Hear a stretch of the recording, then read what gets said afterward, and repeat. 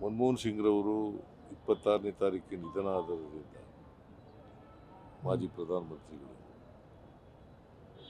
ಅದನ್ನು ಮುಂದೂಡಬೇಕಾದಂಥ ಅನಿವಾರ್ಯತೆ ನಿರ್ಮಾಣ ಆಯಿತು. ಆಮೇಲೆ ನವೆಂಬರ್ 21ನೇ ತಾರೀಕು ಇದು ಸಾರ್ವಜನಿಕ ಸಭೆ ನಡೆಯಿತು. ಆ ಸಾರ್ವಜನಿಕ ಸಭೆ ಗಾಂಧಿ ಭಾರತ ಹೆಸರಿನಲ್ಲಿ ನಡೆದದ್ದು. ಅವತ್ತಿನ ಘೋಷವಾಕ್ಯ ಜೈ ಬಾಪು, ಜೈ ಭೀಮ್, ಜೈ ಸಂವಿಧಾನ ಘೋಷವಾಕ್ಯದಲ್ಲಿ ನಡೀತು. ಅವತ್ತೇ ಮಹಾತ್ಮ ಗಾಂಧೀಜಿಯವರ ಪುತ್ಥಳಿಯನ್ನು ಸುವರ್ಣಸೌಧ ಬೆಳಗಾವಿ ಅದರ ಎದುರುಗಡೆ ಅನಾವರಣ ಮಾಡೋದು.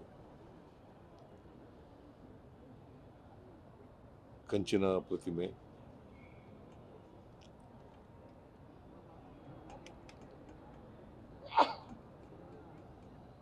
ಅದರಲ್ಲಿ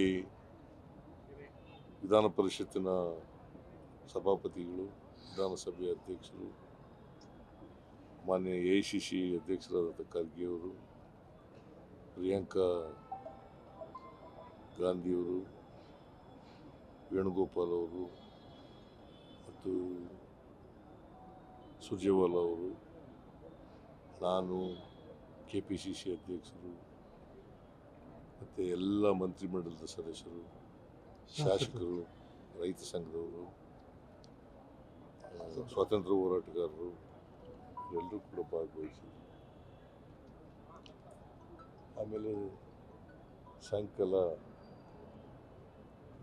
1 ಗಂಟೆಗೆ ಸಾರ್ವಜನಿಕ ಸಭೆ ನಡೆಯಿತು. ಸೊ ಇದನ್ನೆಲ್ಲ ಯಾಕೆ ನಾನು ಪ್ರಸ್ತಾಪ ಮಾಡದೆ ಅಂತಂದರೆ, ಶತಮಾನೋತ್ಸವ ಸವಿ ನೆನಪಿಗೋಸ್ಕರ ಇವನ್ನೆಲ್ಲ ಮಾಡಿದ್ವಿ. ಮಹಾತ್ಮ ಗಾಂಧೀಜಿಯವರು ಬರೀ ಸ್ವಾತಂತ್ರ್ಯ ಹೋರಾಟ ಮಾಡಲಿಲ್ಲ,